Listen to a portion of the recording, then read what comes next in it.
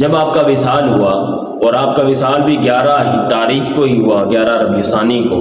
تو اسی تسلسل کو جاری رکھتے ہوئے آپ کے مریدین 11 تاریخ کو محفل کرتے چلے آ رہے ہیں، اور آپ کی زندگی کے اس تسلسل کو مریدوں نے بھی جاری رکھا، اور 11 تاریخ کو آپ کی وہ محفل جاری رہی، اور وصال کے بعد وہ 11ویں شریف کے ٹائٹل سے مشہور ہو گئی۔ اب کچھ لوگوں کو اعتراض ہو جاتا ہے کہ 11ویں شریف یہ کوئی شرک ہے، نعوذ باللہ کوئی بدعت ہے، کوئی دین کے اندر کوئی نئی چیز آ گئی ہے۔ صرف ٹائٹل دیا گیا ہے اس محفل کو، اس مجلس کو جو حضور غوث اعظم رضی اللہ تعالیٰ عنہ اپنی زندگی میں